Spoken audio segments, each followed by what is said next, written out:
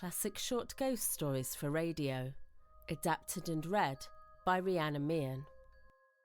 The Room in the Tower by E.F. Benson. I imagine that anyone who has regular dreams has had some sort of experience like this, about an event, a situation that later happens in waking life. I don't think that it's particularly strange because dreams are mostly about familiar people and places, so it would probably be stranger if dream events didn't eventually occur in some way. But it's not always so easy to find such an explanation for a dream. And for the dream I'm about to tell you about, there was no explanation at all. It came out of the dark, and back it has gone. I have been a habitual dreamer my entire life. Most nights bring some sort of vivid experience, often pleasant, but mostly trivial. But one recurring dream, was different. It first came to me when I was about 16. I dreamed I was being set down at the door of a large red brick house where I understood I was going to stay. A servant opened the door and told me that tea was being served in the garden. We passed through a low, dark, oak-panelled hall with a large fireplace and stepped out onto a cheerful green lawn edged with flower beds. A small party of people sat around the tea table, all strangers to me except for one boy, Jack Stone, who I knew from school. He was clearly the son of the house, and he introduced me to his mother and father and a couple of his sisters. I remember being surprised to find myself there. I barely knew Jack, and I didn't like him much. He'd also left school nearly a year earlier. The afternoon was unbearably hot, heavy and depressive. At the far side of the lawn ran a red brick wall with an iron gate. Outside it grew a walnut tree. We sat in the shade of the house, opposite a long row of windows, and inside I could see a dining table set with a cloth and glimmering silver and glass. The front of the house was long, and one end was dominated by a 3-story tower that looked much older than the rest of the building. Everyone was sat in silence.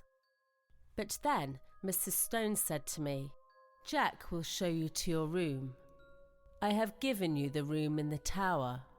For no explicable reason, my heart sank. I felt as if I'd always known that I'd be given that room and that something dreadful waited there.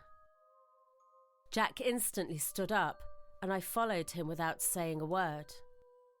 We passed through the hall and climbed a great oak staircase with countless corners, and then onto a small landing with 2 doors. He pushed one of them open for me to enter, and without coming in himself, closed it after me. At that moment, I knew I was right. Something unspeakable was in that room. The nightmare surrounded me, but before I could see it, I woke up in a spasm of terror. That dream, or variations of it, returned to me intermittently for 15 years. Most often it was exactly the same. The arrival, the tea on the lawn, the deathly silence, succeeded by that one deadly sentence, and then climbing the stairs with Jack Stone to the room in the tower where the horror dwelt, though I never saw what it was. But sometimes the scene changed slightly. We might be taking tea or playing cards in the drawing room, or dining at the fine table I'd seen through the window. But wherever we were, there was always the same silence, the same sense of oppression and foreboding, and always broken by Mrs. Stone saying to me, "Jack will show you to your room. I have given you the room in the tower."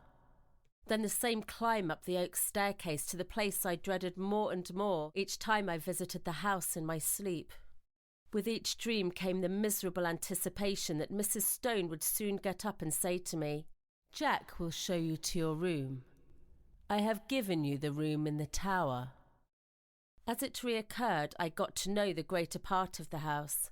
There was a smoking room, and at the end of a passage was a green baize door where I would pass someone coming out, although I never saw who. The people in it changed slowly too, as if they were real. Mrs. Stone, for instance, who had black hair when I first met her, became grey. And instead of rising briskly, as she had done in the earlier dreams, she became feeble, as if the strength were leaving her limbs. Jack also grew up and became ill-looking with a brown moustache. Once Sister stopped appearing, I understood that she had married. Then 6 months went by, and I wasn't visited by the dream at all. I hoped that it had passed away for good. But one night after, I again found myself being shown out onto the lawn for tea. But Mrs. Stone wasn't there, and the others were dressed in black. At once I guessed the reason, and my heart leapt at the thought that perhaps this time I wouldn't have to sleep in the room in the tower. Although we all usually sat in silence, this time the sheer relief made me talk and laugh as I'd never done. But it was foolish of me, as no one else spoke. Instead, they all looked secretly at each other. And then an apprehension worse than anything I'd previously felt grew on me as the light faded. Suddenly, a voice which I knew well broke the stillness. The voice of Mrs. Stone saying, "Jack will show you to your room. I have given you the room in the tower." It seemed to come from near the gate in the red bricked wall. I looked up and saw that the grass was sown thick with gravestones. As usual, Jack got up, and again I followed him through the hallway and up the stairs with the corners. This time it was darker than usual, and when I stepped into the room in the tower, I could only just see the furniture. There was the most dreadful smell of decay in the room, and I woke up screaming. As I mentioned before, the dream visited me in its variations for 15 years, once a month, sometimes 3 nights in a row. The fear never grew less. It became fresh each time. The characters became older, and death and marriage became part of the silent family. But after her death, I never again set eyes on Mrs. Stone. She still appeared in the dream, but it was only ever her voice now that told me that the room in the tower was prepared for me. But her gravestone was always in plain sight, just outside the iron gate. In the year since the dreams ended, I never saw Jack Stone, nor did I ever see a house that resembled that with the tower. But then something happened. Late one summer, I went to visit a friend, John Clinton, who had taken a house for the summer in Ashdown Forest in Sussex. We planned to play golf and then go to his house in the evening. He picked me up from the station in his motor car, and after a delightful day, we set off to his house, about 5 p.m, for tea. Although the weather had been hot and fresh, as we drove the air began to feel stagnant and depressive, and I felt an ominous apprehension, like the kind you get before a thunderstorm. John, however, put my altered mood down to the fact that I'd just lost both golf matches. But I couldn't shake the feeling, and as we spiralled our way through the high-banked lanes, I fell asleep. I was awakened by the stopping of the motor car, and with a sudden thrill, partly through fear, but mainly through curiosity, I found myself at the door of the house in the dream. It was identical. I was led through the oak-panelled hall and out onto the lawn, where tea had been laid out in the shadow of the house.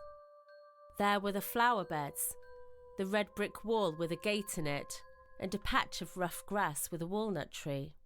The front of the house was long, and at the end stood a 3-storey tower, notably older than the rest of the building. But here all resemblances to the recurring dream ceased. There was no silent, somehow terrible family, but instead a large assembly of cheerful people who were all known to me. I felt nothing of the horror that the dream had filled me with, but I did feel intense curiosity as to what might happen next. Tea ran its cheery course, and before long Mrs. Clinton got up. At that moment I knew what she was going to say to me. What she said was, "Jack will show you to your room. I have given you the room in the tower." I felt half a second of horror, followed by the most intense curiosity. John turned to me and said, "Right up at the top of the house. We're absolutely full up. I think you'll be comfortable. Would you like to go and see it now?" He looked up at the sky. "By Jove, I believe you're right, that we're going to have a thunderstorm. Look how dark it's become." I followed him through the hall and up the familiar staircase. Then he opened the door and I went in. At that moment, sheer terror possessed me. I didn't know what I feared, but then I remembered. I feared Mrs. Stone, whose grave, in evil memory, had so often haunted my dreams. Then it ceased as quickly as it had arrived. I looked around. Everything was the same. Just to the left of the door was the bed, lengthways along the wall. In line with it was the fireplace and a small bookcase. Opposite the door, the outer wall was pierced by 2 lattice-paned windows, between which stood the dressing table, while along the 4th wall was the washing stand and a big cupboard. My luggage had already been unpacked, and my dinner clothes spread out on the bed. Then, with utter dismay, I saw that on the wall hung 2 objects that had not been in my dream: a life-sized oil painting of Mrs. Stone and a black and white sketch of Jack Stone. His picture hung between the windows, looking straight across the room to the other portrait that hung next to the bed. The horror of the nightmare seized me. It represented Mrs. Stone as I had last seen her in my dreams, old and withered and white-haired, but in spite of her feebleness of body, a dreadful exuberance and vitality shone through the envelope of flesh, an exuberance malign, and a vitality that foamed and frothed with unimaginable evil. I saw that it was signed in the left-hand bottom corner, "Julia Stone, by Julia Stone." There came a tap at the door and John Clinton entered. "Got everything you want?" he asked. "Rather more than I want," I said, pointing to the picture. "Yes, hard-featured old lady," he said. "Painted by herself too, I remember. Anyhow, she didn't flatter herself much." "But don't you see," I said, "it's scarcely a human face at all. It's the face of some witch, of some devil." He looked at it more closely. "Yes, it isn't very pleasant," he said. "Scarcely a bedside manner, eh? Yes, I can imagine it inducing nightmares. I'll have it taken down if you like." "I really wish you would," I said. He rang the bell, and with the help of a servant we removed the picture and carried it out onto the landing, putting it with its face to the wall. "By Jove, the old lady is a weight," said John, mopping his forehead. "I wonder if she had something on her mind."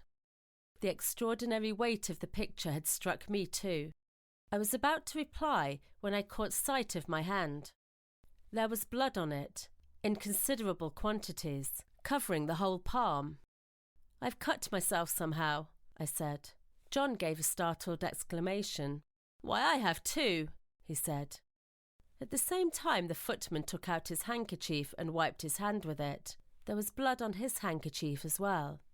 John and I went back into the tower room and washed off the blood, but on neither of our hands was the slightest trace of a scratch or cut. Although it seemed that both of us thought the same thing, neither of us mentioned it, and instead we went out and rejoined the party. By degrees our assembly thinned. The women went up to bed, and the men dispersed to the billiard room. By 11 o'clock my host and I were the only 2 left. All evening I thought that he had something on his mind, and as soon as we were alone, he spoke. "The man who helped us with the picture had blood on his hand too. Did you notice?" he said. "I asked him just now if he had cut himself, and he said that he supposed he had, but that he could find no mark of it. Now where did the blood come from?" "I don't know," I said, and I didn't much want to be reminded of it, especially before bed. "There's another odd thing," said John. His dog, an Irish terrier, had come out of the house as we talked. He had all his hackles up, bristling with rage and fright. His lips were curled back from his teeth as if he were ready to spring at something, and he was growling to himself. He took not the slightest notice of his master or me, but stiffly and tensely walked across the grass to the iron gate by the walnut tree. He stood for a moment, looking through the bars and still growling. Then, all of a sudden, his courage seemed to desert him. He gave one loud howl and scuttled back to the house in a curious crouching movement. "He does that 6 times a day," said John. With the portrait of Julius Stone in the passage outside, the room in the tower held no alarm for me. As I got into bed, I looked at the empty space on the wall where the picture had been, and then blew out the candle, instantly falling asleep. My awakening was equally instantaneous. I sat bolt upright in bed, under the impression that a bright light had been flashed in my face, although now it was pitch dark. I felt the horror of where I was, the room which I had dreaded in my dreams. But no horror that I felt while I was asleep approached the fear that now invaded and froze my brain. I knew that something was in the room with me. Instinctively, I put out my right hand, which was nearest the wall, to keep it away. My hand touched the edge of a picture frame. I sprang out of bed, knocking over the small table that stood by it, and heard my watch, candle and matches clatter to the floor. A blinding flash of lightning from the incoming storm leapt out of the clouds and showed that by my bed hung the picture of Mrs. Stone. Instantly the room went black again, but not before revealing the figure that leaned over the bed, watching me. Dressed in some kind of clinging white garment, stained with mould. The face was that of the portrait. I heard the rustle of movement coming nearer, and more horrible yet, I smelt the odour of corruption and decay. Then a hand was laid on my neck, and close to my ear was the sound of sharp, eager breathing. I knew that this thing was not of this earth. Then a voice, already familiar to me, spoke. "I knew you would come to the room in the tower. I have long been waiting for you. At last you have come. Tonight I shall feast. Before long we will feast together." And the quick breathing came closer to me. I could feel it on my neck. At that, the terror, which had paralysed me for a moment, gave way to the wild instinct of self-preservation. I hit out wildly with both arms and kicked at the same time. There was a squeal, and then something soft dropped with a thud beside me. I took a couple of steps forward, nearly tripping up over whatever it was that lay there, and by the merest amount of good luck, I found the handle of the door, and I ran out onto the staircase. I heard a door open somewhere below, and John Clinton, candle in hand, came running upstairs. "What is it?" he said. "I sleep just below you and heard a noise as if... Good heavens, there's blood on your shoulder." I stood there, so he told me afterwards, swaying from side to side, white as a sheet, with the mark on my shoulder, as if a hand covered with blood had been laid there. "It's in there," I said, pointing. The portrait is in there too, hanging up on the place we took it from." At that he laughed. "My dear fellow, this is a mere nightmare," he said. He pushed by me and opened the door, while I stood frozen with terror, unable to stop him, unable to move. "Phew, what an awful smell," he said. Then there was silence. He had passed out of my sight behind the open door. The next moment he came out again, as white as myself, and instantly shut it. "Yes, the portrait is there," he said, "and on the floor is a thing, spotted with earth, like they bury people in. Come away, quick, come away." How I got downstairs I hardly know. A nausea of the spirit had seized me, and we ran. In time we came to his dressing room on the floor below, and there I told him what I have here described. As we prepared to leave the house, an inexplicable affair at the churchyard at West Fawley some 8 years ago was brought to mind, where an attempt was made 3 times to bury the body of a certain woman who had committed suicide. On each occasion the coffin was found in the course of a few days, protruding from the ground.